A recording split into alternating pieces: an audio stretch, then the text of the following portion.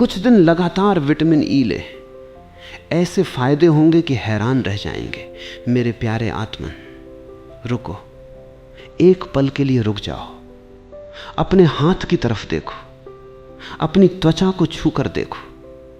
क्या वो उतनी ही मुलायम है जितनी बचपन में थी, या उसमें अब वो रूखापन आ गया है, वो बेजान सी झुर्रियां जो समय से पहले ही उभर आई हैं?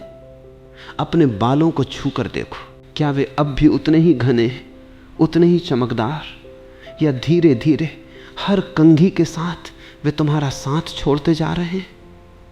अपनी आंखों में देखो, दर्पण में, क्या उनमें अब भी वो चमक है जो कभी हुआ करती थी, या थकान ने उन्हें धुंधला कर दिया है? मेरे प्यारे आत्मन, मैं जानता हूं ये सवाल सुनकर तुम्हारे भीतर कुछ हिल गया होगा, क्योंकि सच यही है, हम सब हर दिन अपने शरीर में कुछ न कुछ खोते जा रहे हैं, बिना जाने, बिना समझे। हम इसे उम्र बढ़ना कहकर स्वीकार कर लेते हैं, हम इसे अपनी नियति मान लेते हैं। लेकिन मेरे प्रिय, आज मैं तुमसे कहने आया हूं, ये नियति नहीं है, ये एक कमी है, एक ऐसी कमी जिसे भरा जा सकता है। तुमने महसूस किया होगा, थोड़ा सा काम करते ही थकान हावी हो जाती है। चोट लगे तो ठीक होने में पहले से ज्यादा समय लगता है। बाल झड़ने लगे, त्वचा बेजान हो गई है, और कहीं न कहीं तुम्हें ऐसा लगता है जैसे तुम्हारा शरीर अंदर से कमजोर पड़ता जा रहा है, भले ही बाहर से सब कुछ ठीक दिखे। मैं तुमसे एक बात कहता हूं मेरे प्रिय, तुम्हारा शरीर ये चीख चीख कर तुमसे कुछ मांग रहा है, कोई ऐसी चीज जो तुम्हारी रसोई में, तुम्हारे खेतों में, तुम्हारी धरती में सदियों से मौजूद रही है, लेकिन जिसे तुमने भुला दिया है। आज मैं तुम्हें उस एक तत्व के बारे में बताने जा रहा हूं जिसे प्रकृति ने सूरज की तरह चमकदार बनाया है, जो तुम्हारी त्वचा को फिर से जीवंत कर सकता है, तुम्हारे बालों को फिर से घना बना सकता है, तुम्हारे हृदय को मजबूत कर सकता है, और तुम्हारी उस थकान को जड़ से मिटा सकता है। इसे कहते हैं विटामिन ई। लेकिन इससे पहले कि मैं तुम्हें इसके चमत्कारों के बारे में बताऊं, मुझे तुम्हें एक कहानी सुनानी है। ये कहानी किसी दवाखाने से नहीं आई, ये कहानी मैंने अपनी आंखों से देखी है। एक गांव था, समुद्र के किनारे बसा हुआ। उस गांव में एक बूढ़ी दाई रहती थी, नाम था पार्वती। वो 70 साल की थी, लेकिन उसकी त्वचा इस उम्र में भी चमकती हुई, कोमल और जीवंत थी। उसके बाल सफ़ेद तो हो चुके थे, लेकिन घने थे, चमकदार थे। पूरा गांव उससे पूछता, पार्वती दाई, तुम्हारी त्वचा और बाल इतने अच्छे कैसे हैं इस उम्र में भी? एक दिन उसकी पोती, जो शहर में नौकरी करती थी, गांव आई। शहर की भागदौड़, दफ्तर का तनाव और अनियमित खान पान की वजह से उसकी त्वचा रूखी हो चुकी थी। बाल तेजी से झड़ रहे थे और वो हमेशा थकी हुई रहती थी। हालांकि उसकी उम्र सिर्फ 26 साल थी। पार्वती दाई ने अपनी पोती को देखा और उसका चेहरा उदास हो गया। उसने पूछा, बेटी, तेरी ये हालत क्यों? तू तो जवान है और मैं इतनी बूढ़ी होकर भी तुझसे ज्यादा तरोताजा दिखती हूँ। पोती ने रोते हुए कहा, दादी, पता नहीं क्या हो गया है मुझे, हर वक्त थकान रहती है, बाल गुच्छों में झड़ते हैं, त्वचा इतनी रूखी हो गई है कि क्रीम भी असर नहीं करती। पार्वती दाई ने अपनी पोती का हाथ पकड़ा और उसे समुद्र के किनारे ले गई, जहां हवा में नमक और मछली की हल्की खुशबू घुली हुई थी।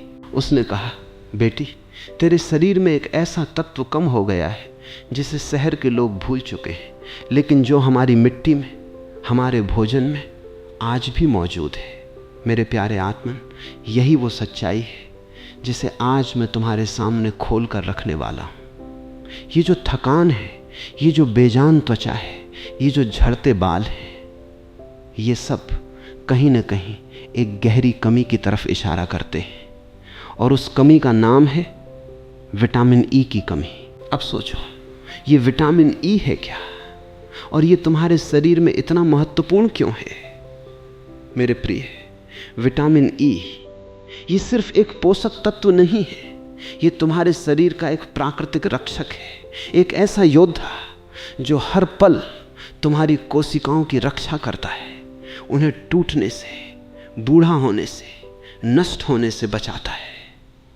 पार्वती दाई ने अपनी पोती से कहा, बेटी, तेरा शरीर हर पल एक अदृश्य लड़ाई लड़ रहा है। हवा में, भोजन में, तनाव में, हर जगह से कुछ ऐसे तत्व तेरे शरीर में घुसते हैं जो तेरी कोशिकाओं को नुकसान पहुंचाते हैं। इन्हें फफ्री रेडिकल्स कहा जाता है आज की भाषा में। और विटामिन ई, ये इन्हीं फफ्री रेडिकल्स से लड़ने वाला तेरे शरीर का सबसे बड़ा सिपाही है। मेरे प्यारे आत्मन, सोचो अपने शरीर को एक विशाल राज्य की तरह। हर दिन इस राज्य पर अनगिनत हमले होते हैं, प्रदूषण से, तनाव से, गलत खान पान से, सूरज की तेज किरणों से। ये हमले तुम्हारी कोशिकाओं को धीरे धीरे भीतर से कमज़ोर करते जाते हैं। और अगर तुम्हारे राज्य में पर्याप्त सिपाही न हो, यानी पर्याप्त विटामिन ई न हो, तो ये हमले तुम्हें भीतर से खोखला कर देते हैं, तुम्हें समय से पहले बूढ़ा बना देते हैं, तुम्हें कमज़ोर बना देते हैं।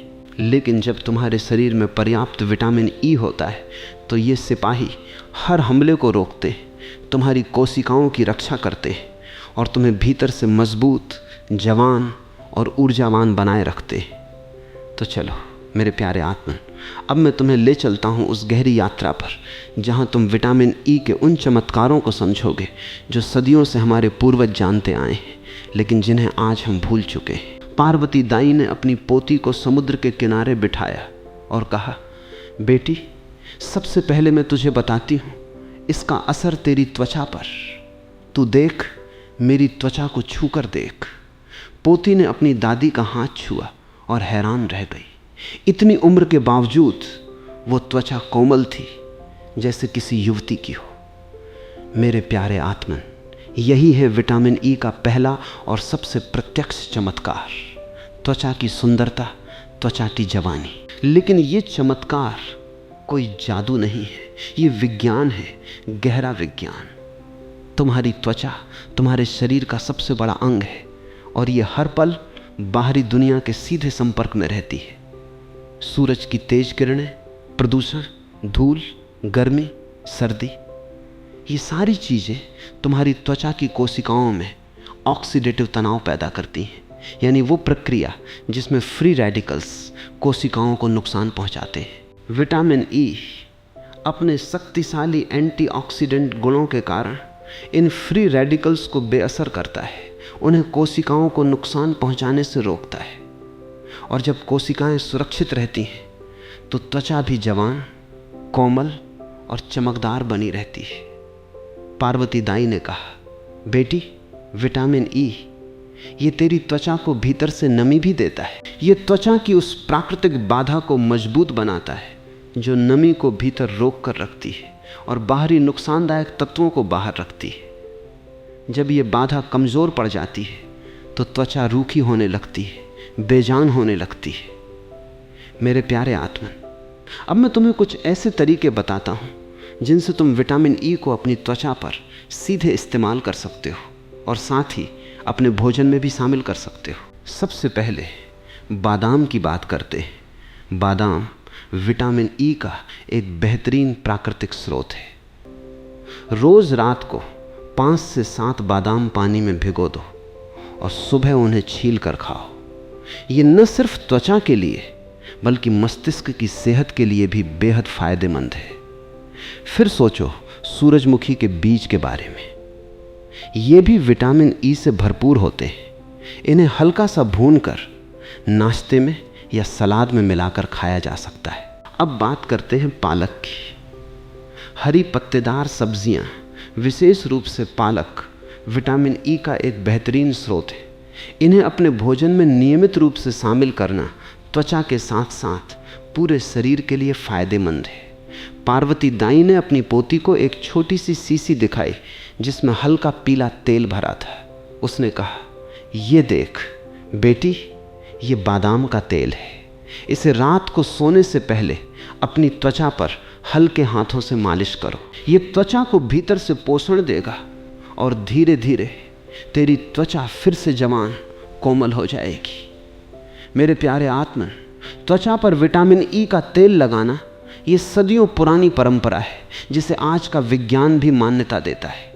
ये त्वचा की नमी बनाए रखता है, महीन रेखाओं को कम करता है और त्वचा को एक प्राकृतिक चमक देता है। लेकिन ध्यान रखना मेरे प्रिय, अगर तुम कैप्सूल के रूप में विटामिन ई का इस्तेमाल त्वचा पर करना चाहते हो तो पहले अपनी त्वचा के एक छोटे से हिस्से पर आजमा कर देखो, क्योंकि कुछ लोगों की त्वचा इसके प्रति संवेदनशील हो सकती है।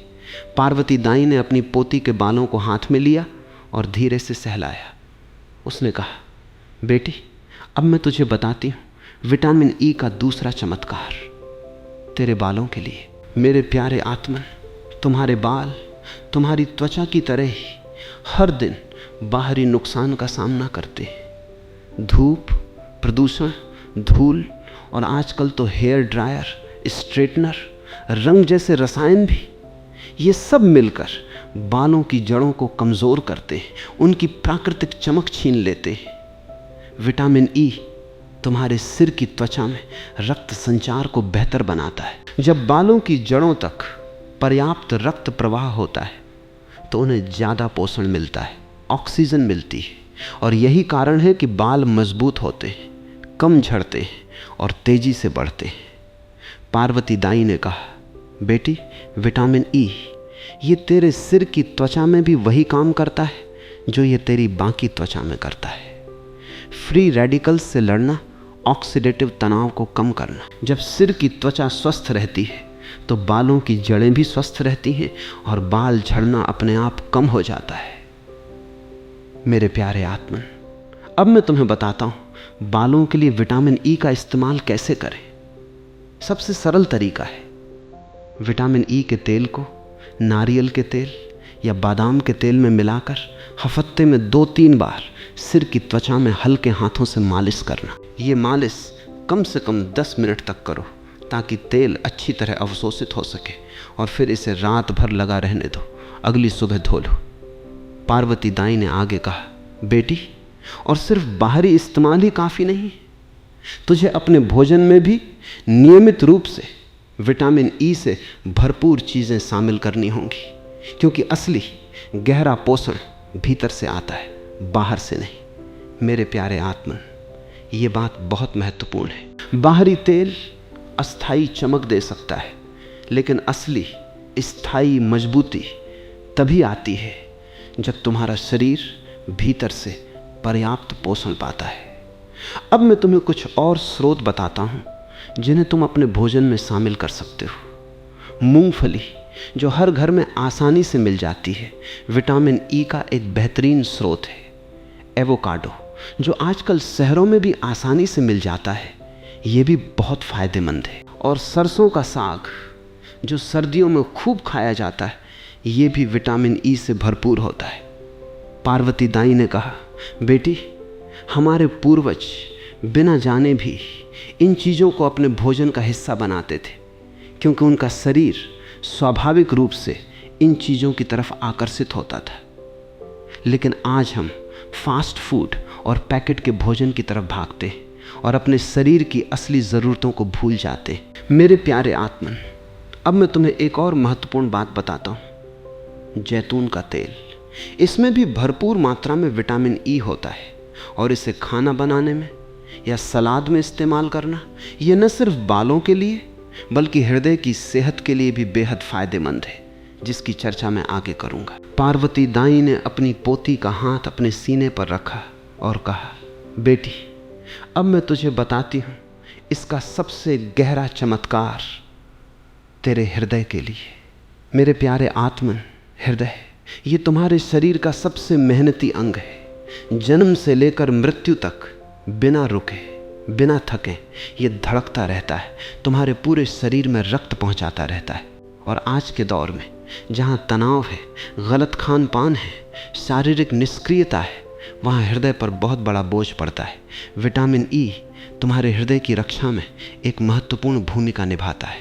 सोचो, तुम्हारी रक्त वाहिकाओं के भीतर जब एलडीएल कोलेस्ट्रॉल, जिसे बुरा कोलेस्ट्रॉल भी कहते हैं, वो ऑक्सीडाइज हो जाता है, यानी फ्री रेडिकल्स के प्रभाव में आकर बदल जाता है, तो यही ऑक्सीडाइज्ड कोलेस्ट्रॉल रक्त वाहिकाओं की दीवारों में जमा होना शुरू करता है, जिससे धीरे धीरे वे संकरी हो जाती हैं और हृदय रोग का खतरा बढ़ जाता है। पार्वती दाई ने कहा, बेटी, विटामिन ई अपने एंटीऑक्सीडेंट गुणों के कारण इस ऑक्सीडेशन की प्रक्रिया को रोकता है।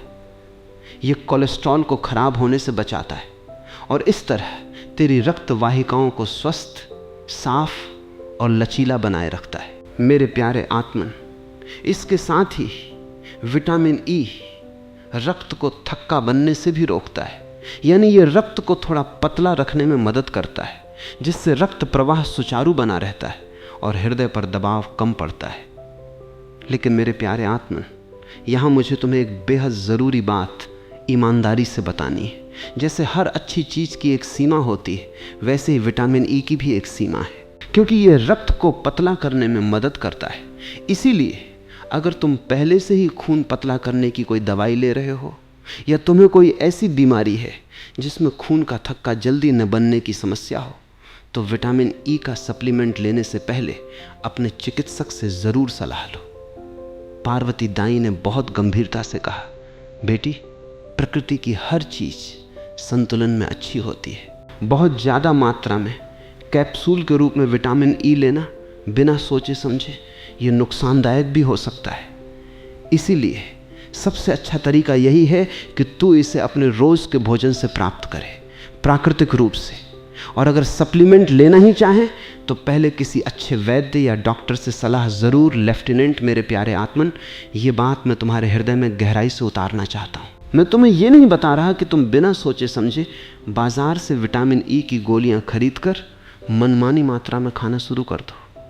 प्राकृतिक स्रोतों से संतुलित मात्रा में विटामिन ई लेना ये सबसे सुरक्षित और सबसे प्रभावी तरीका है।